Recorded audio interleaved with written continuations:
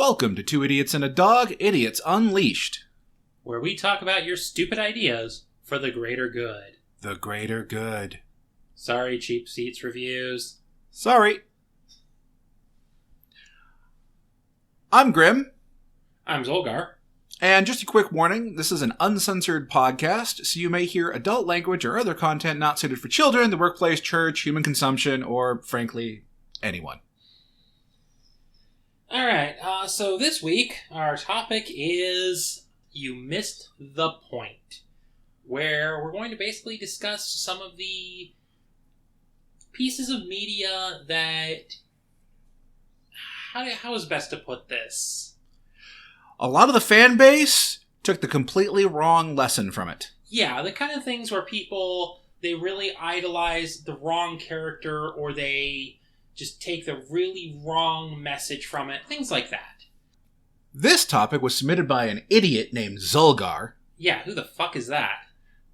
If you have an idea for a topic for us, let us know on our Discord or social media, but you can only vote in the topic poll on Discord.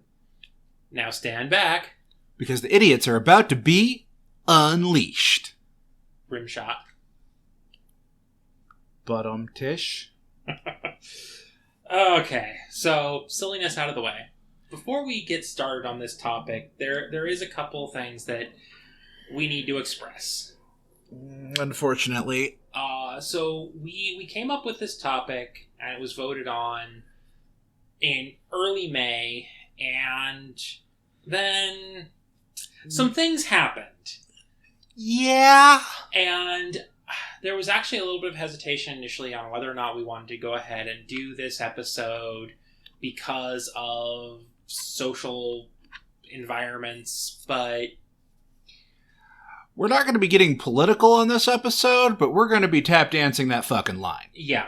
And it's one of those things that what we're talking about is, it's still important, and it does have a certain amount of meaning in the whole discussion. Yeah. And the properties that we're about to bring up aren't necessarily inherently bad. No. And, of course, we are also not at all saying that these properties are in any way responsible for people being violent. Absolutely not. You know, they might have influenced some of these people, but at the end of the day, it is still a personal choice, and it would probably have still happened without it, and even if it wouldn't, you still can't blame the media, because it was a human with free will. Well, I use the term human kind of loosely here, I think.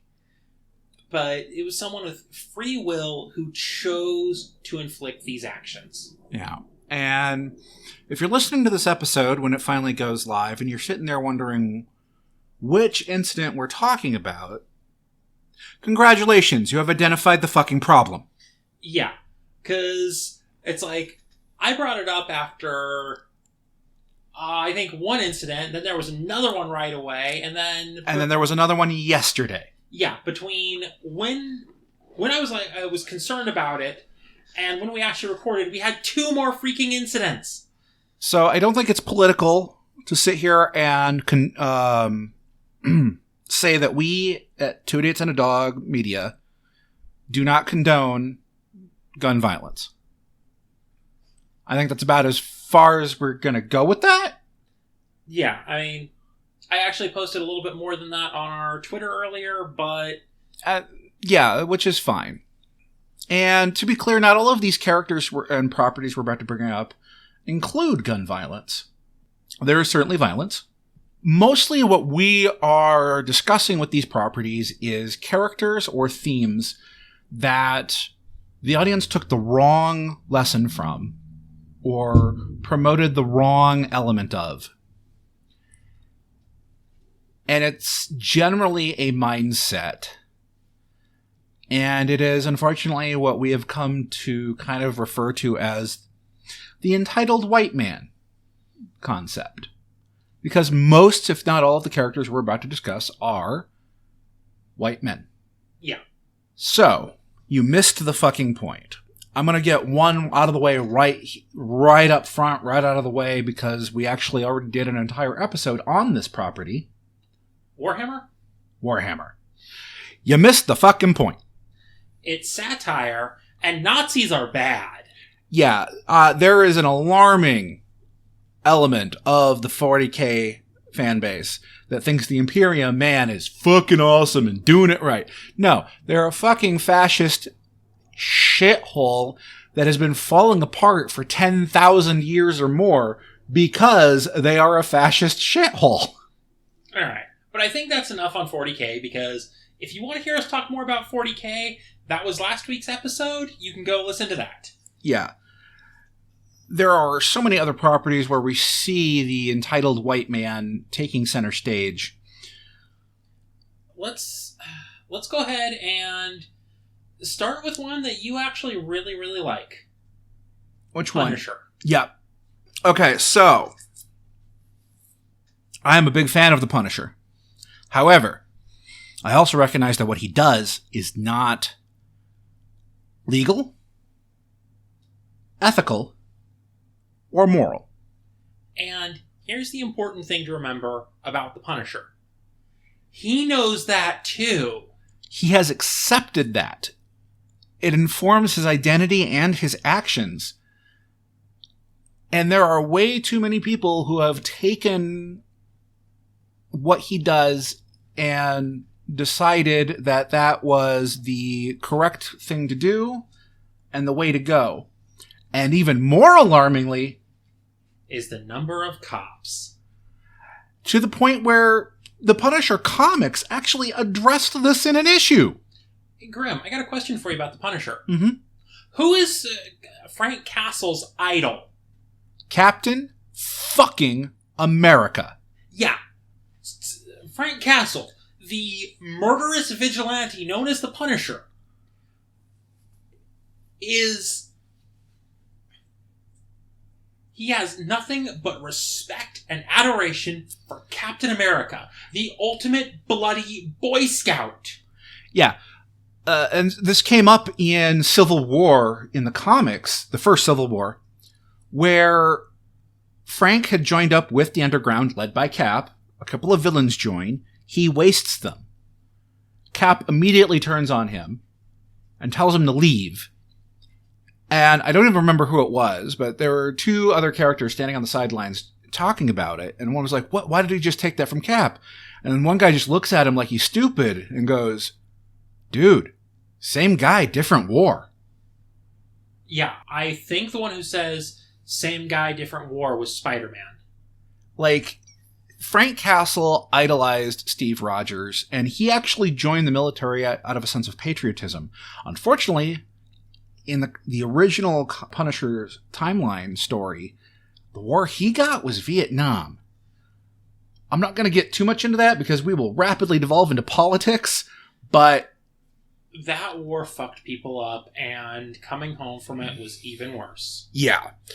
The modern contemporary is Iraq, which wasn't as bad as Nam, but still not great. And also the amount of corruption that happened in that, and that's part of the problem that Frank Castle faces, is he saw that corruption and he's like, the whole system is broken. I have no faith in anything anymore.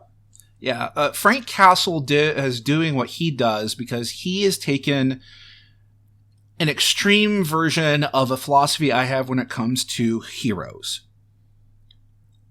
And that is that we need our Paragons and we need our Dark Avengers. Now, I am typically referring to the dichotomy of Batman and Superman when I say that. But the more extreme version of it is Punisher and Captain America. Yeah. We need them both. Does that mean that Frank is doing the right thing? Oh, hell no. Is he doing a necessary thing? Yeah. The problem is, a lot of the fan base believes the necessary thing is something everybody should be doing, and no! That is, especially if you're a cop. I'm sorry, if you're a cop, you need to be upholding the Captain America side of this equation. Yeah, if you're a cop, You should not be even remotely thinking of yourself as above the law or as enacting the law or enacting justice because the law is flawed. No, you don't get to make that decision. And I think that'll actually segue into the next one I want to talk about. Real quick, though, I want to segue off of one thing. It's going to be a quick throwaway. This is the same ideology behind every white male action hero, whether it's a cop movie, it's a military shooter thing, quest for revenge, whatever. You have these people who are in these positions of authority, military, police, etc., who take it upon themselves to enact justice or vengeance above and beyond the law, and they're touted as the good guy. This fits in that same category for me. I will say there's at least one example where that is not quite the case of the white male action hero. The original Die Hard. Because he is trying to not take it into his own hands and finally just does so because he has no other choice. Yeah, the original Die Hard gets a pass. The sequels, kind of lost the plot somewhere. Yeah. So anyways, what I was about to segue into from law enforcement... Yep. ...is another one that was satire that so many people missed the point. Judge Dredd. I am the law! Now... If you've only seen the movies, especially the Carl Urban movie, which Dredd is a great movie, I love it, it's easy to understand how you might miss that it was satire. The Stallone one was a lot more obvious it was satire, but the comics are so satirical. They are a blatant satire of the militant American police state. Yeah. And Dredd as a movie...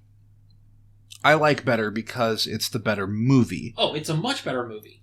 Judge Dredd with Stallone, as you have stated, is a little closer to the tone and feel of the comics. Yeah, minus him removing his helmet every 5 seconds. Yeah, it is outside of Stallone removing his helmet. Honestly, if Stallone had been literally any judge but Dredd, that would have been a gorgeous comic book adaptation.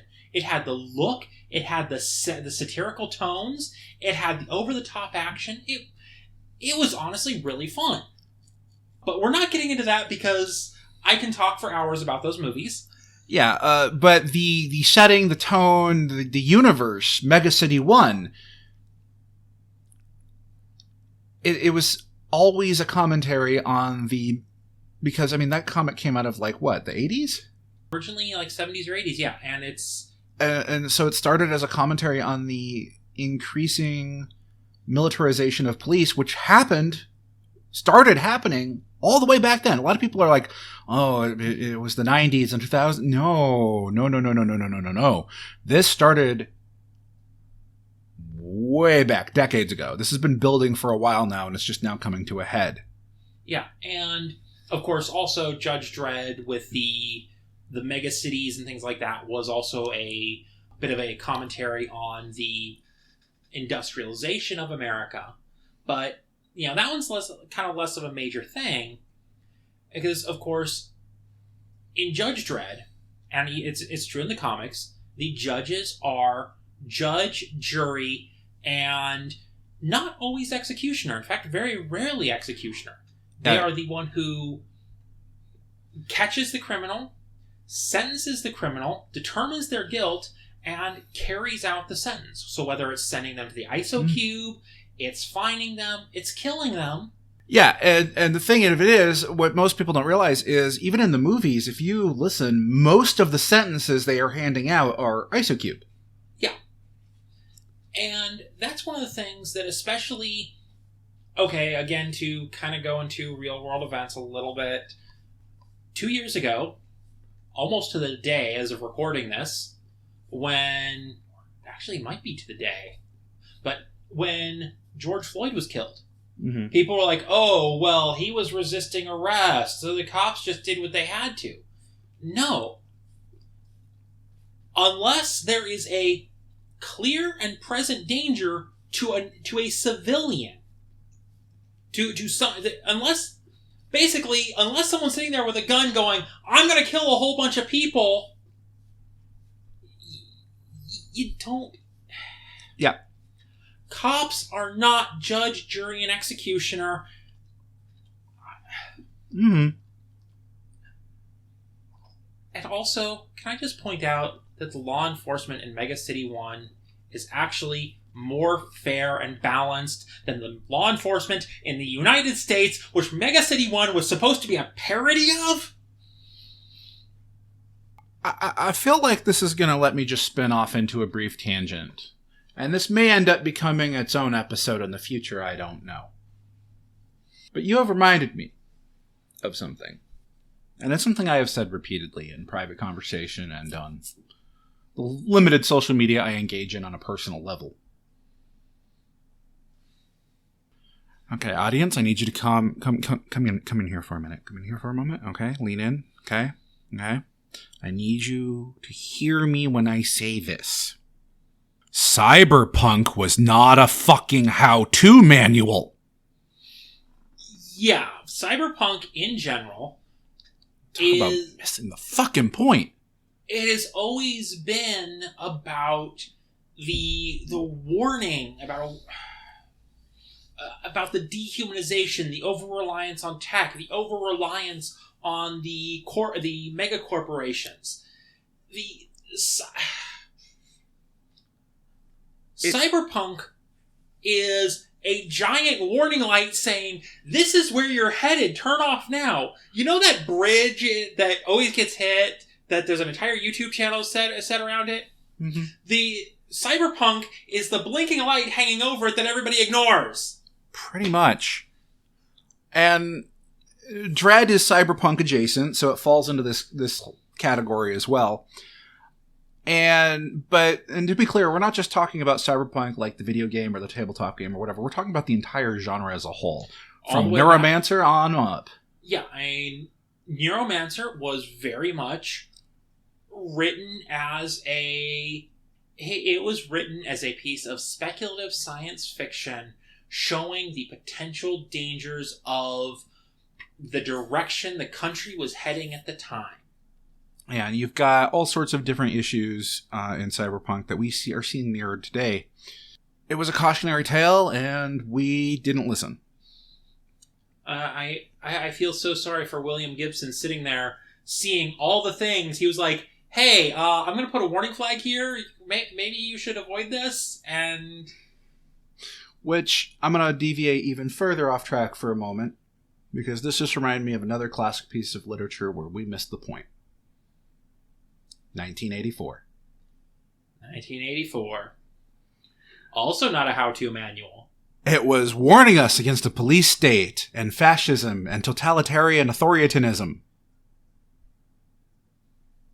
Have you looked outside lately? Yeah, let's see. Speaking of fascism and that word. Totalitarianism? Yes. Another one that people miss the point of. Mm-hmm. V for Vendetta.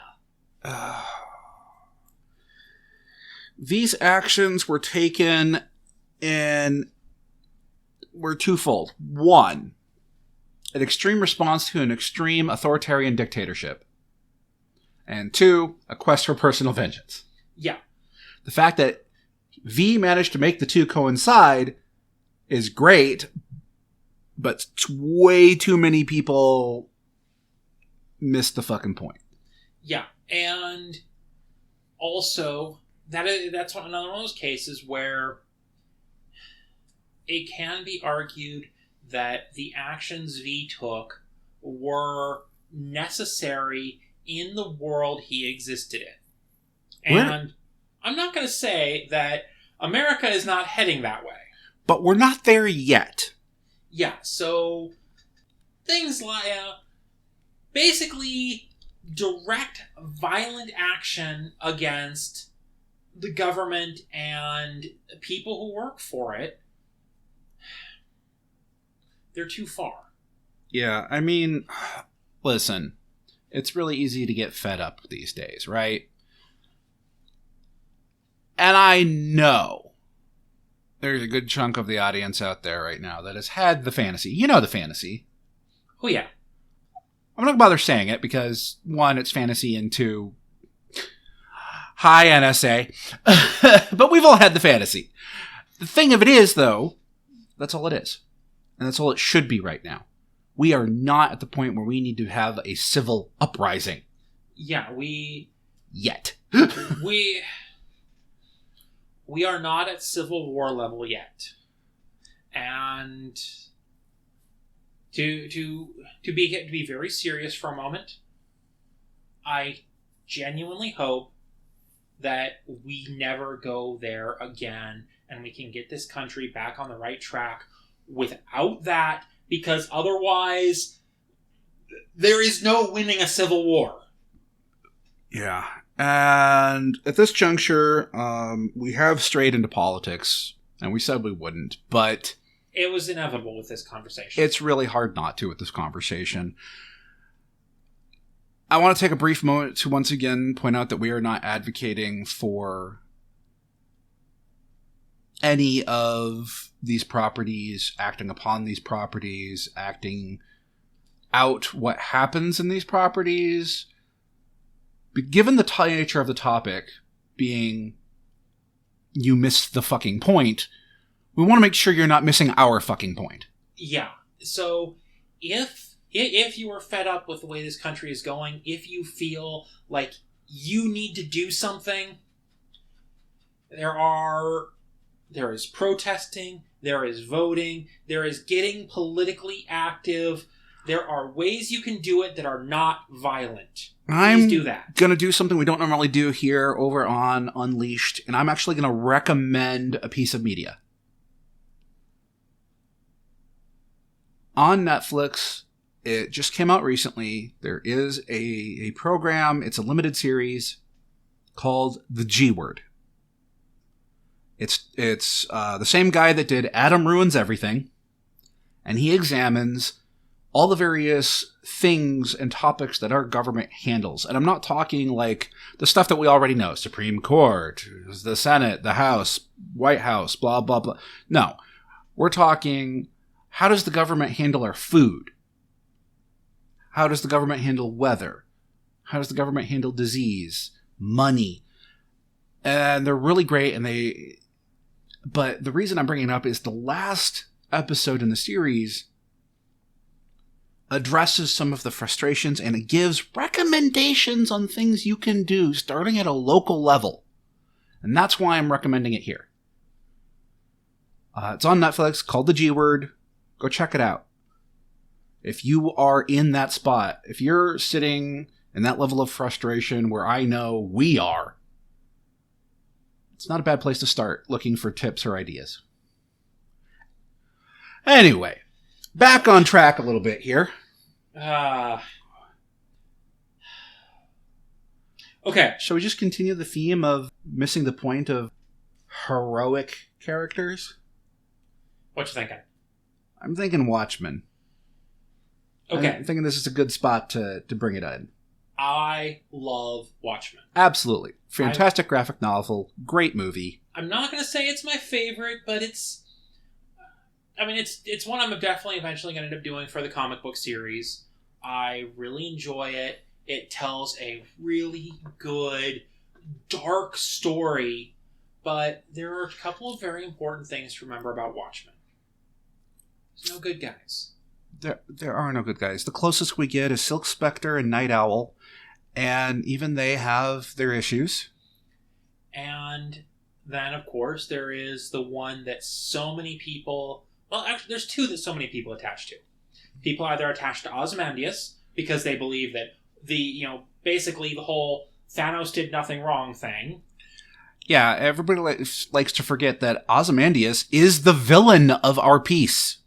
Yeah, Ozymandias, whether you're in the movie version or the comic book version, Ozymandias rigs things to cause the death of millions to save billions. And not even that. Let's just look at the shit he did to lead up to it. First off, he killed an American icon. Now, yeah, the comedian was a dick. The comedian had it coming.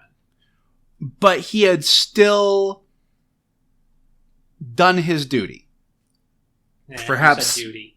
Perhaps he did his duty a little too enthusiastically in some cases. I'm not defending him. Let me be clear. Oh, yeah.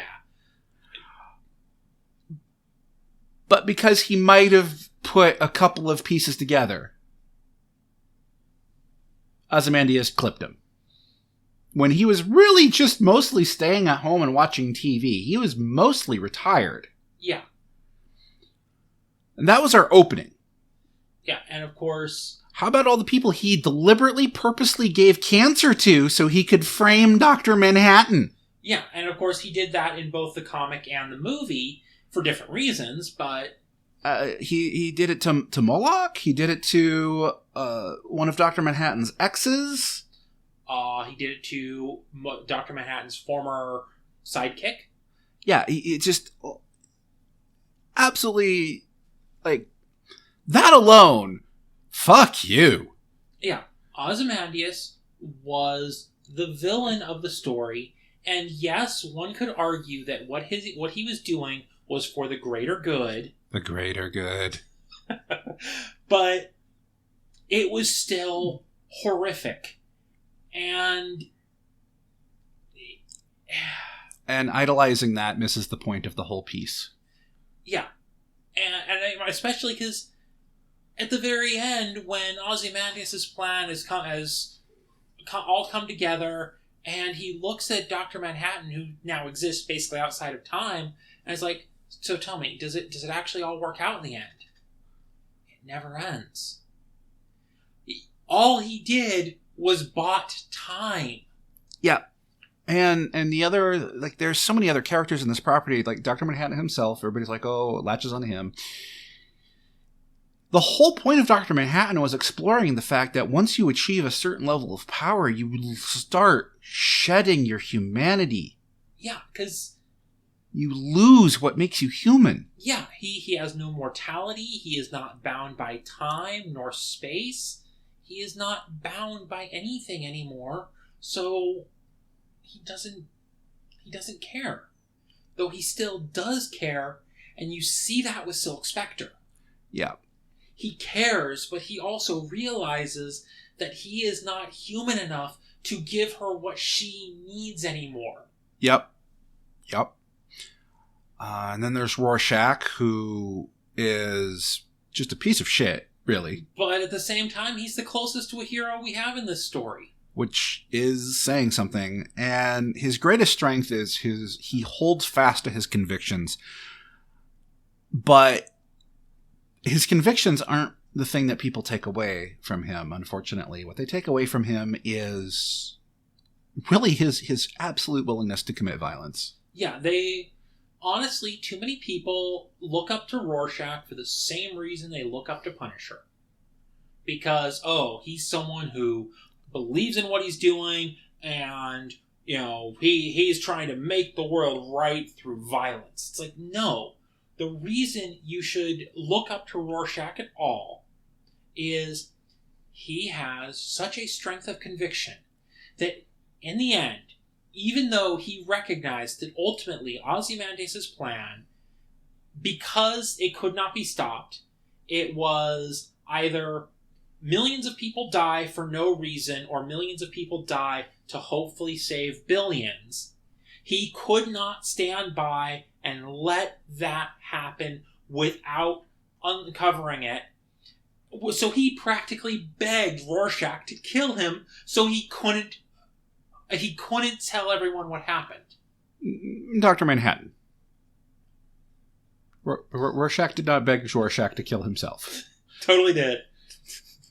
We read a very different version of that comic then. Speaking of real quick, I'm just going to sidestep into one more superhero property. The Boys. So first of all, if you're a big fan of any of the 7... get help. Right now.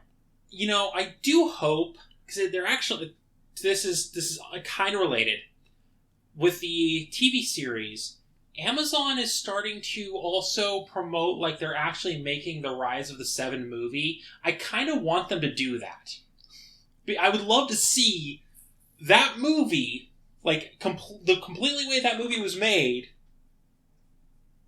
and just see the fictionalized version of these fictional characters. But that's beside the point. That is beside the point. That is heavily beside the point. There's another character, however, from this property that a lot of people have latched onto, and I can understand why. He's a fun character. Butcher. Billy Butcher. But, again, like, say, Punisher and Rorschach and all these other characters, the problem with Butcher's people is they are... Okay, now, bearing in mind I haven't read the comics, I've only seen the TV show that's out as of recording this. I haven't actually watched the cartoon yet, but... Anyway.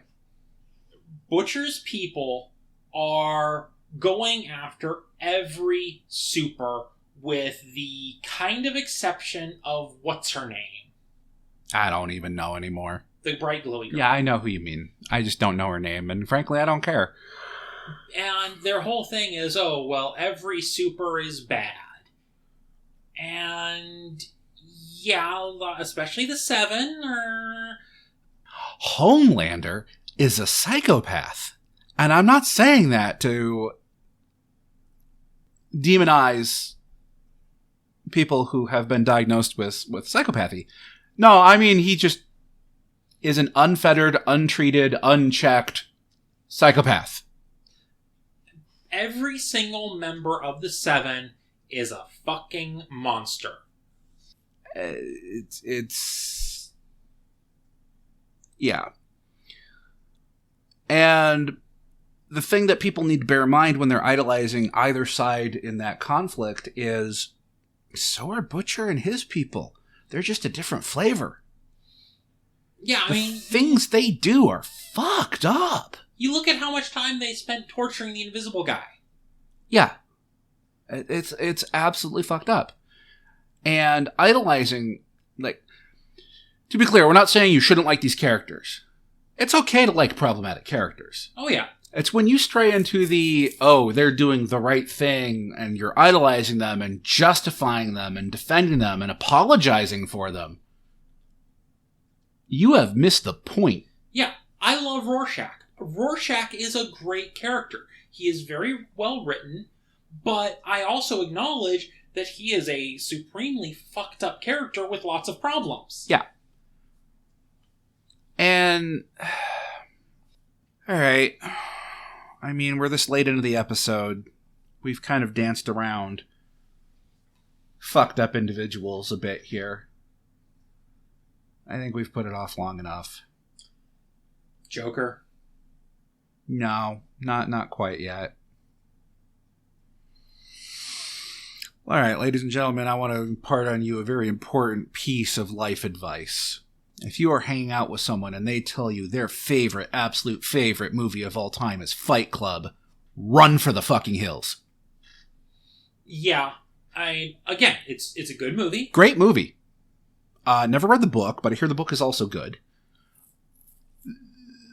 But if somebody is like, it's their favorite movie, I will bet you money it's their favorite movie for all the wrong reasons. Yeah. If it's someone you really like and care about, ask them why it's their favorite movie. Maybe they actually understand the point of it and aren't idolizing... I can't remember. Durden. Tyler Durden. Yeah. Yeah, it but odds are it's their favorite movie for all the wrong reasons. It's a good movie. I enjoyed it immensely. But it's really easy to take away the wrong message, and I'm not going to fault the movie for that. There were a lot of people who left that movie going, oh man, Tyler Durden's awesome. No, Tyler Durden was a fucking monster. He took in a whole bunch of people, warped and twisted their entire worldview. For what? And in a lot of ways, Fight Club is kind of an alternate version of Dr. Jekyll and Mr. Hyde. A little bit. I'm not going to get into the handling of the psychological side of things with Fight Club because I'm not qualified. We are not psychologists. I have heard criticisms and supports on all ends of the spectrum on that. So if you have questions about how that was handled, seek out somebody who's more qualified. I don't have anybody to point you at, but that's definitely not a couple of idiots and a dog.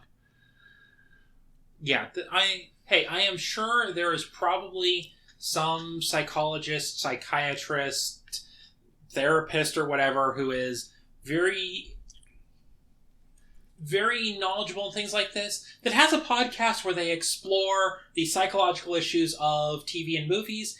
And if I can find it before this goes live, I'll actually link it in the show notes. I know there's a few that do YouTube, for sure. So look around. You can probably find some of them, and I'm willing to bet at least one of them's done Fight Club.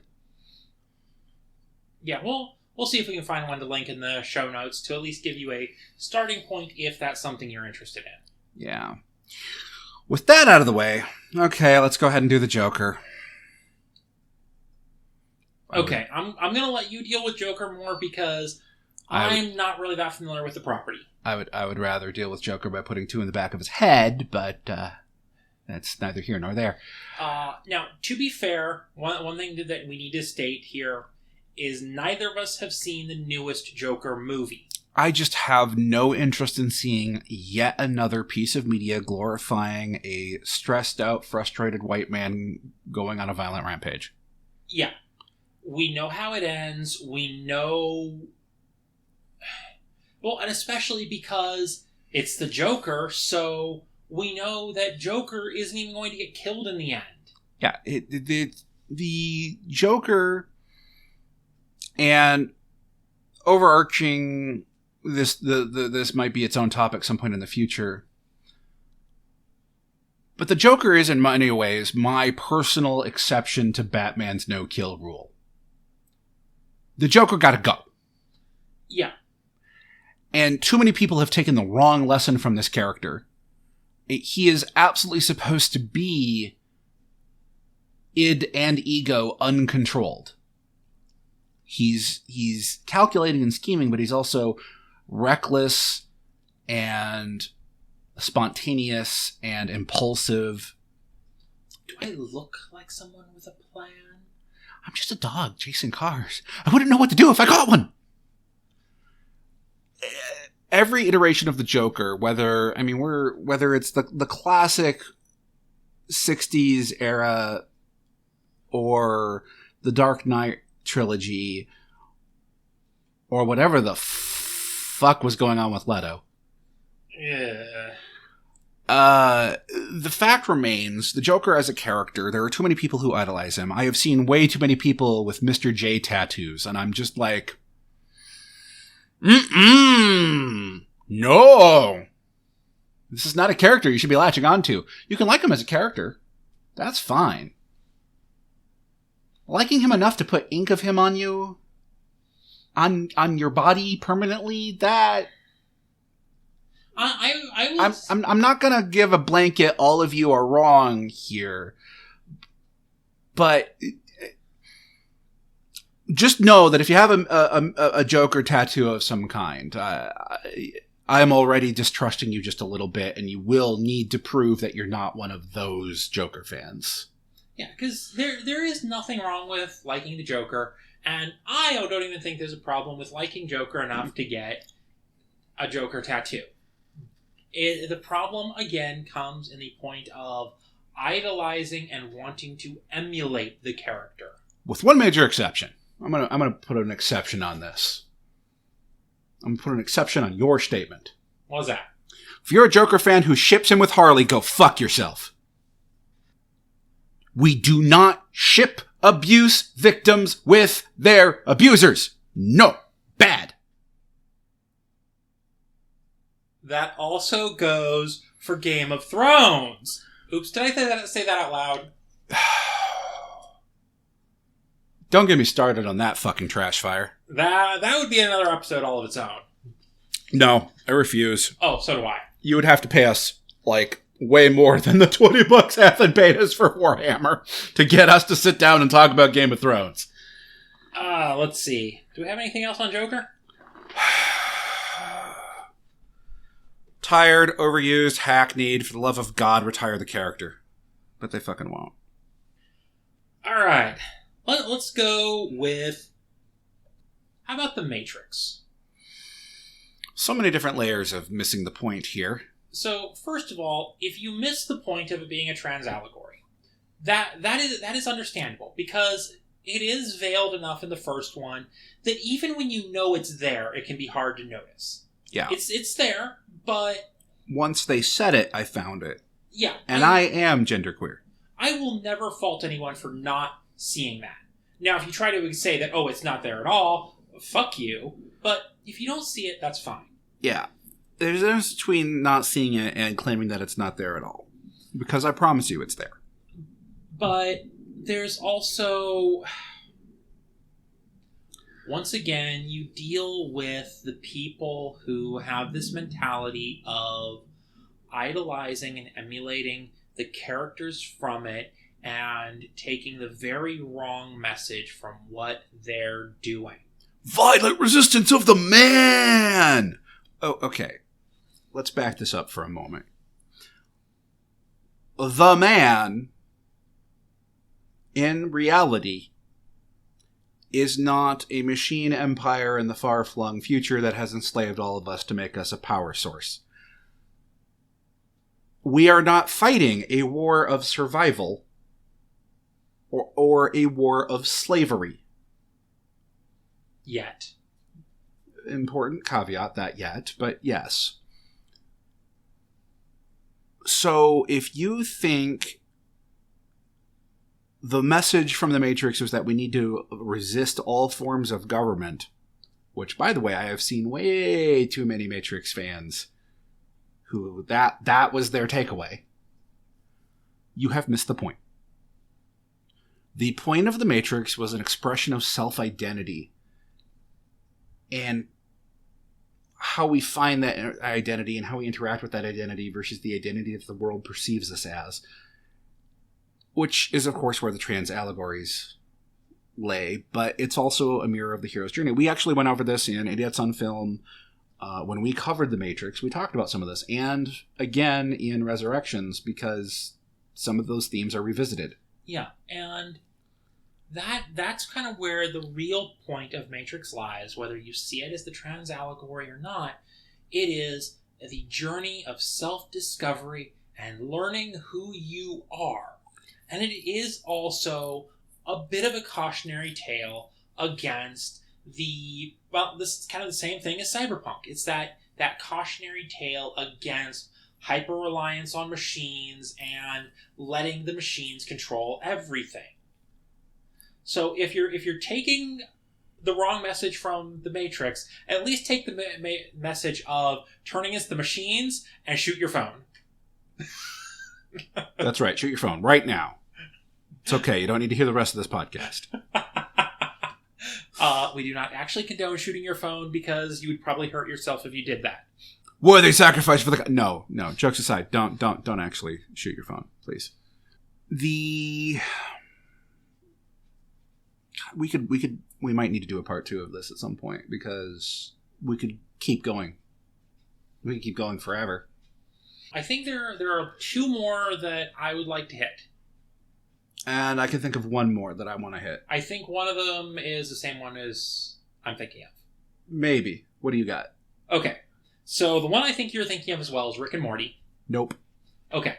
There's one that's a little more higher on my list than that, but go ahead. Okay, Rick and Morty is going to be a really quick one. Rick Sanchez is a dick. He is meant to be a dick, and he is not supposed to be idolized. You're supposed to look at that, and at best, you're supposed to laugh at it because, wow, this guy is a fucking tool. How can anyone like him? Yeah. And it's a type of character that speaks to a certain subclass of nerd, and that is the nerd who feels he is superior to those around him because of his wits and intellect. Well, Rick and Morty is just, it's too intellectual for you. I've watched it, no, it's fucking not. I haven't watched it, and I know it's fucking not. I have no interest in watching it. Neither do I, but a friend of mine was watching it, and I'm like, okay, I'll watch a couple episodes. Look at it this way. I knew that I didn't give a shit about this show when the Szechuan sauce incident happened. And I'm not going to fault the show itself for that. But if that's the kind of fan base the show has fostered, I don't want to watch it. Honestly, I would not be surprised if we get some hate trolling because we're bad-mouthing Rick and Morty. Though I think its fandom has faded a little bit. I don't give a fuck.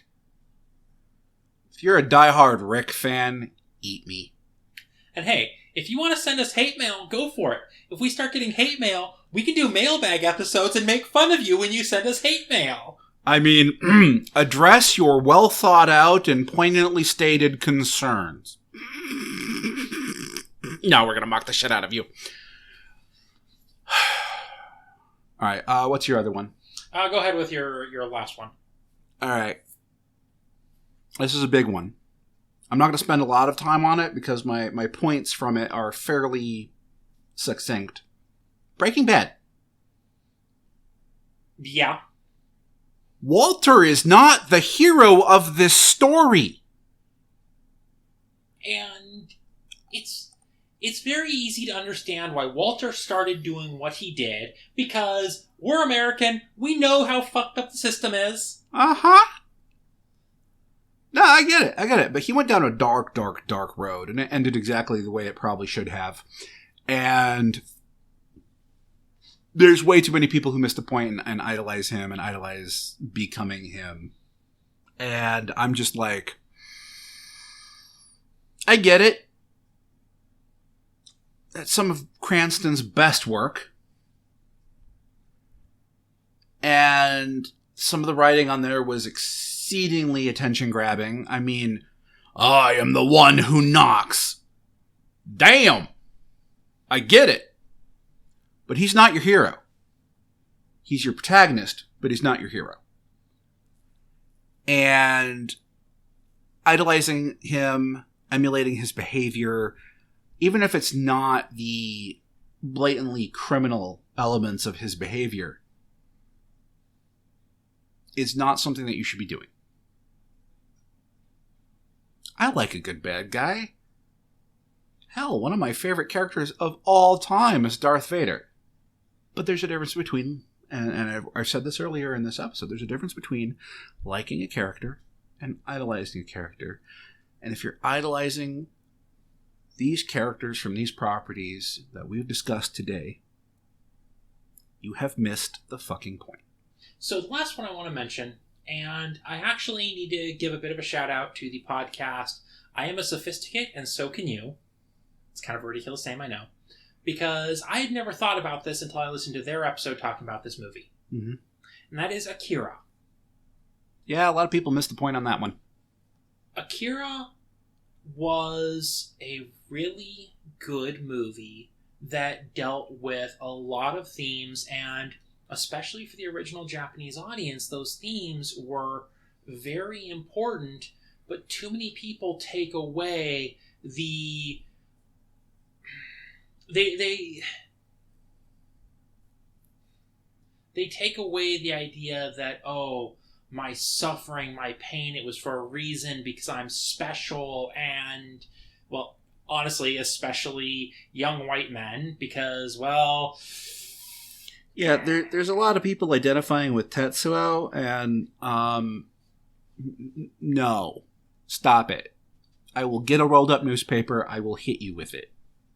Stop it.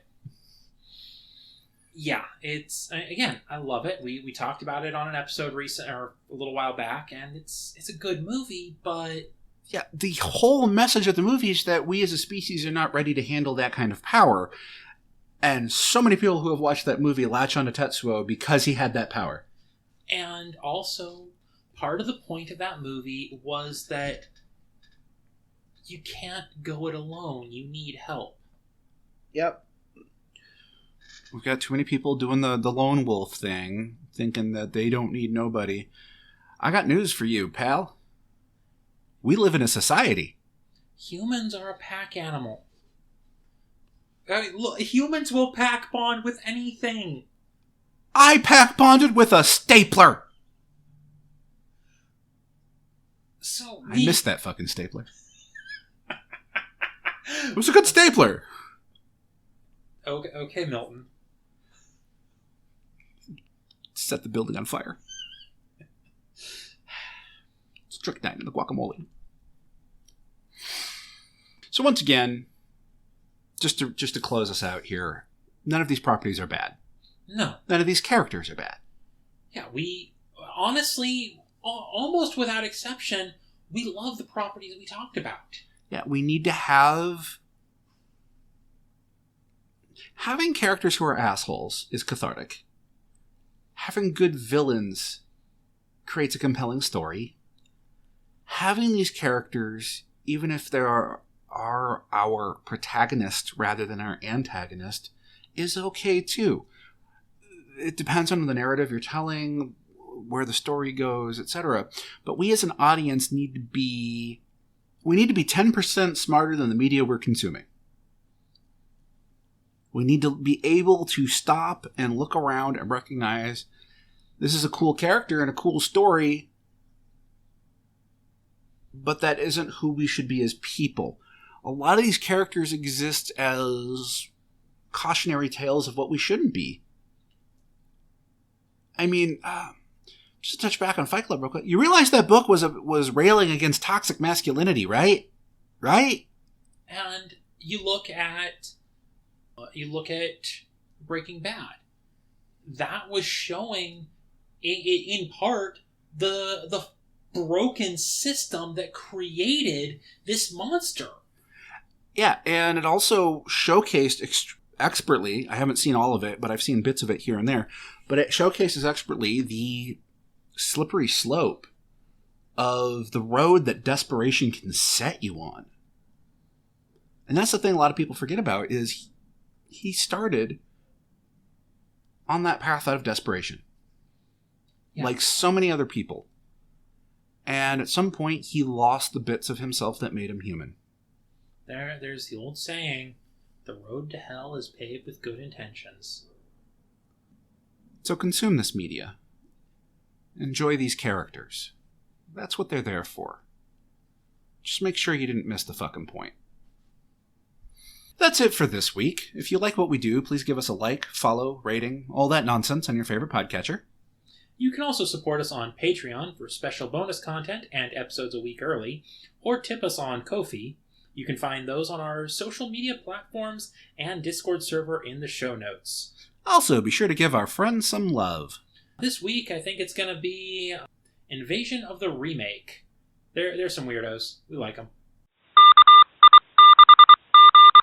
War continues to rage across the globe. Our valiant men and women have been winning battles as the war continues to march on. Hollywood continues to produce clone after clone of the films you used to enjoy. There have been some defectors, but most remakes continue to assault your sensibilities. Our small troupe of trained experts continue to expose these imposters while showing Hollywood a better way. Support the Invasion of the Remake by listening, reviewing, and subscribing. Your knowledge is power. We're all in this together. Spread the word. Subscribe to Invasion of the Remake on all major podcast providers. New episodes dropping weekly. At invasionoftheremake.wixsite.com/podcast. Last but certainly not least, we want to give a quick shout out to all of our supporters on Patreon and Ko-fi, especially these idiots. Random Warrior and Rain.